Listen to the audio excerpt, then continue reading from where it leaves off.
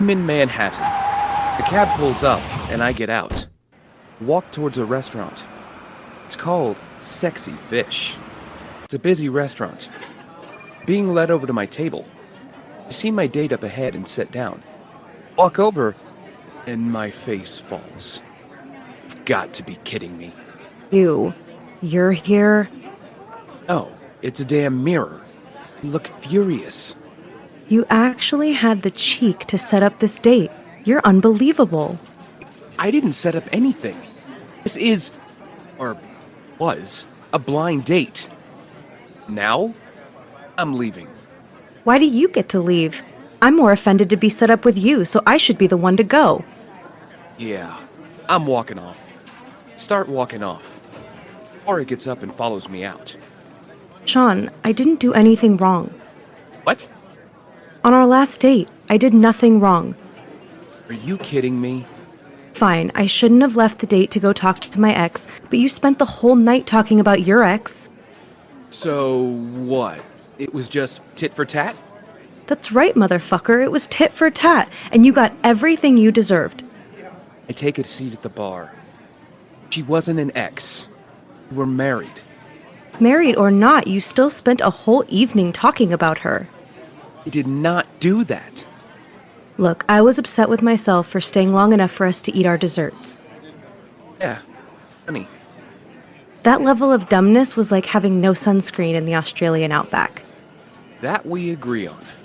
Look, I was divorcing her, so I was trying to make sense of it. We were on a date. You should have focused your energy on me and not your ex. True, but my heart was breaking. So why were you on a date when you weren't ready to move on? I thought I was ready. You weren't, and you wasted my time. I get up from the bar and start heading out of the restaurant. Laura follows me. At least you more than made up for it by sleeping with your ex. Who says we slept together? You're telling me you didn't. I did, but that doesn't give you the right to assume things. I'm calling a taxi and heading home. I'm a lady, and it's nighttime. We walk out of the restaurant. Yeah, so? You need to make sure I get home safely. You live in the opposite direction of where I'm going. So we're not taking the same taxi. Goodbye. I whistle for a taxi. Cab pulls up. I open the door. Laura pushes me aside and gets in. Hey, this is my cab. Then why am I sitting in it? You know what? I'll wait for another one. I know your ex-wife. What did you say? You heard me. I know your ex-wife. She works in my office. Does she? Last I heard, she was a florist. Maybe she fancied a career change. Whatever the reason, she's going for the same managerial promotion as me. Why are you telling me this? Do you still love her? No. Yeah, you do. I can tell you stories about her and what she's up to. Why would you do that? I'll do it in exchange for you taking me to a bar. You want Carrie back. So you're the key for me to get her back. That's right, motherfucker. Get into the cab, and it pulls away.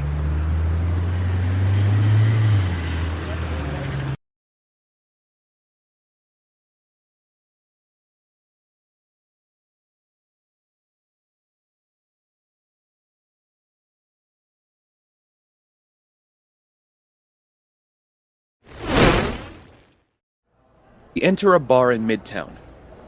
This place is plush.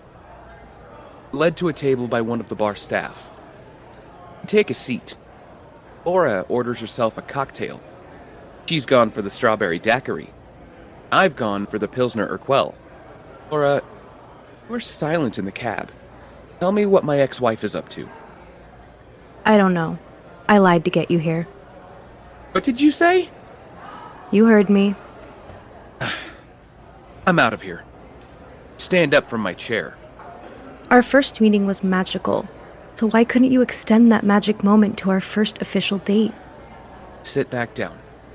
For what it's worth, I'm sorry. I didn't mean to ruin our date. I was just lost. What do you mean, lost? I ever tell you why Carrie left? I think so. You said she cheated? She didn't. I wanted your sympathy. Oh, so what happened? I'm not sure I'm ready to talk about it yet. I'm not going to judge you. I respect you as a person. I want to support you. Fine. You say I'm, overweight? A little. Why do you ask? I ask because it's a clue as to why Carrie left me. Okay. Explain more. I'm confused. Okay. I've been overeating for months. I suffer from depression. And my side effect is overeating. Oh. Anyway, Carrie began warning me of the consequences of my actions about 3 months before we broke up. But You wouldn't listen to her. I didn't feel anything was wrong with my eating habits. So what changed? What made her leave? Carrie and I started discussing the possibility of having children. Right. I had a previous relationship and I knew I had a low sperm count. Okay. Then we went for a routine checkup. The doctors took some blood and did some checks. What was the result? What did they find? It warned me if I kept eating, I could develop pre-diabetes. So that was your first warning. Yep. Anyway, it freaked out Carrie. She started thinking she could lose me. By losing you, did Carrie think you could die? Yeah. So she hired a dietitian for me. She threw away all my depressing food. We got a solid plan together. I'm guessing you blew it? Big time. One night, I was so tired from eating terrible food, so I ordered a bucket of Kentucky Fried Chicken. This doesn't bode well. You're spot on. So Carrie found out and she dumped you. No. After about 5 pieces of chicken in my mouth, I had a massive heart attack. Seriously? Yeah. I was in the hospital for 2 weeks. Doctors thought I needed heart surgery. Did you? Thankfully, no. Anyway, this story's point is that it got too much for Carrie. In the end, she decided to end our marriage. Wow. About a week later, Carrie sent me divorce papers. That was the end of that. I'm so sorry you went through that. It was my fault it all ended. Still, she promised to love you in sickness and health. Well, maybe she didn't love me after all. You think? I really do like you. Like you too. The heart attack story didn't scare me. Glad to hear that. I want to find out more about you. Why? Why do you think? Have a guess. I'm still recovering from the breakup of my marriage, Laura. What are you saying? Saying, I'm not sure I'm ready for another relationship. I'm not pushing for that. I'm trying to open the door to the possibility of that. And that's where the problems lie for me. I'm not looking to start something right away with you. I promise. Yeah, but you want an option. Maybe. Is that such a bad thing? Look unsure. Start to sweat. It's like I'm in a sauna. I need to use the bathroom. Do you excuse me? I'll be here. Get up and walk towards the men's restroom. As I know this bar, I know there's a door next to the toilets. Doors lead to the backyard of the bar. Yep, I'm getting the hell out of here. Sorry, but the decision has been made. Whoa, whoa, whoa, whoa, whoa, whoa, whoa there, before you judge me. I'm doing the right thing. Laura is a sweet woman. She shouldn't have to saddle up with Mr. Fatso here. Yeah, I'm insulting myself, so fat-shaming myself shouldn't piss you off. Although I'd like to put out a disclaimer that I believe fat people are beautiful. I hope that makes you hate me less. Back to what I was talking about. What was I talking about? Right.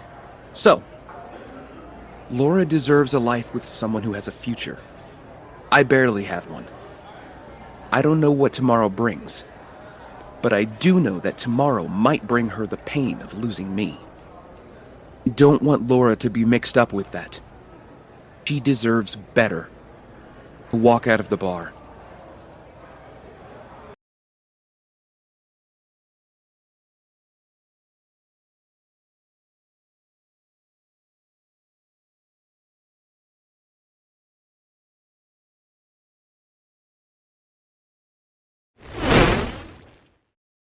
Laura knocks on the men's restroom door.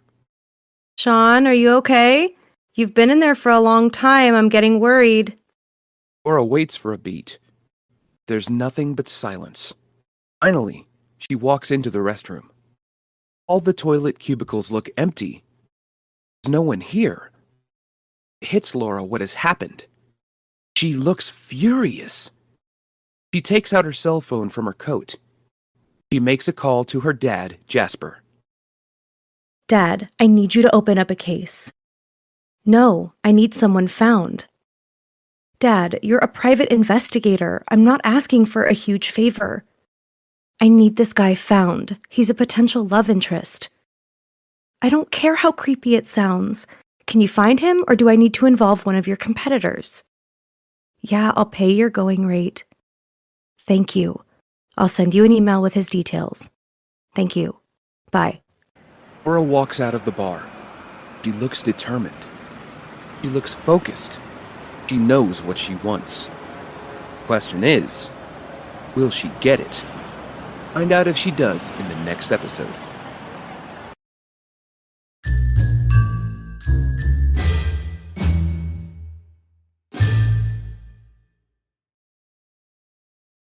This was Ready for Love. It was voiced by me, Amanda McKnight, and Jake Johnston. The show was written, produced, and directed by Joao Nacida. We hope you've enjoyed this episode of Ready for Love. Please leave us a review on Apple Podcast and Spotify, and be sure to subscribe to the podcast on all your favorite podcast listening apps. Also, please share this series with family and friends. Thank you. That Love Podcast is active on Twitter at ThatLovePod and on Instagram and Facebook at That Love Podcast.